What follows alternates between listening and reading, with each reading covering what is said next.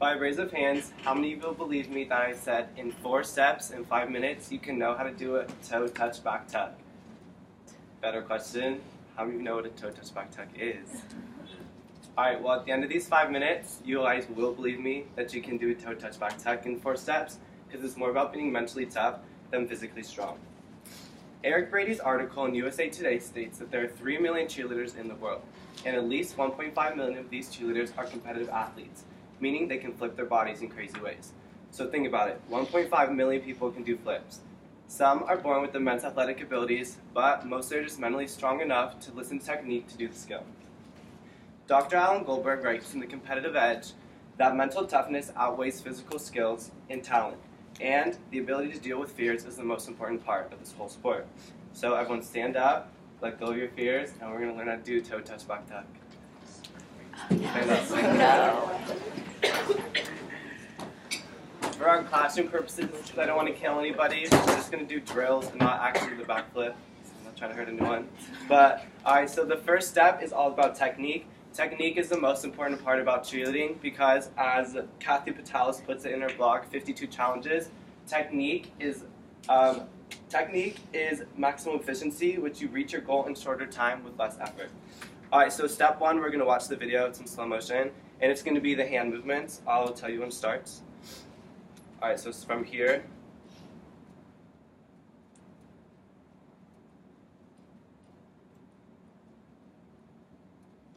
Alright, so that's step 1. So everyone, we're going to bring our hands together, our elbows together at 1. So 5, 6, 7, 8, 1.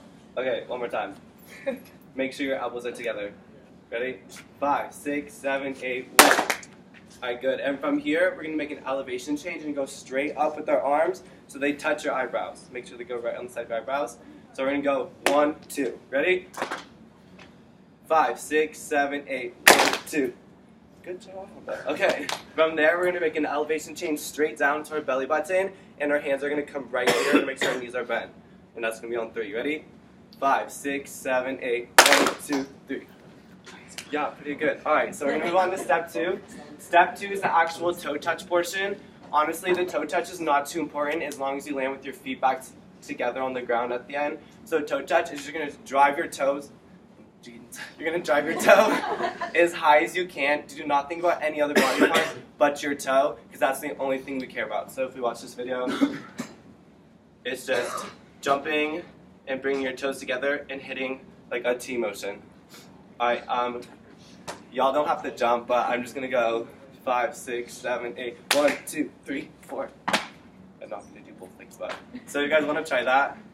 Yeah? Move around so you don't kick anybody. Yeah. Alright, it's kind of fast paced, but ready? 5, 6, 7, 8, 1, 2, 3, hit 4. Yeah, it's pretty good, pretty good.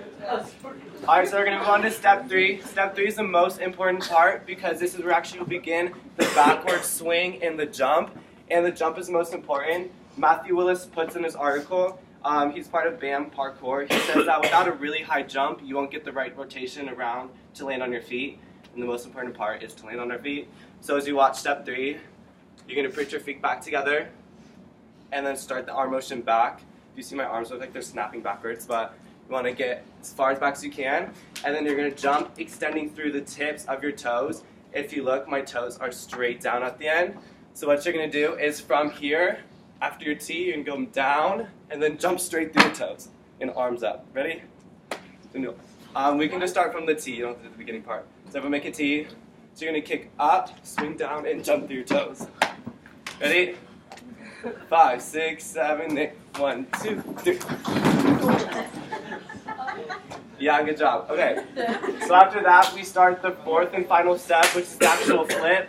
Everyone thinks this is the hardest part, but actually it's the easiest part if you have enough height. So all you're going to do is bring your knees to your chest as hard as you can. So what we're going to do is we're going to jump up and then do that. So you bring your knees to your chest and cusp under your leg like this. This will make sure you're tight enough to flip all the way around.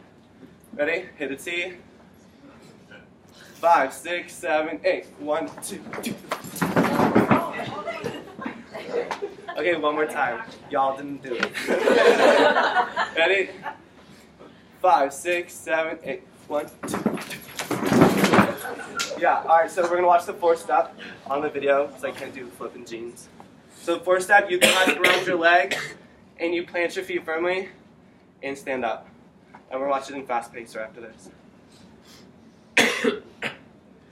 Oh, that's not the fast one.